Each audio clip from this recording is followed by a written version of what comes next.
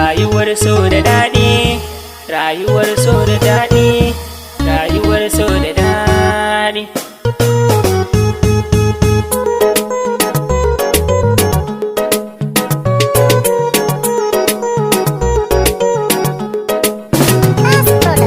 Rayuwa sai da ke Aisha sannu tauraruwar duk mata. Rayuwa sai da kai sannu farin ciki na uban ƴaƴana.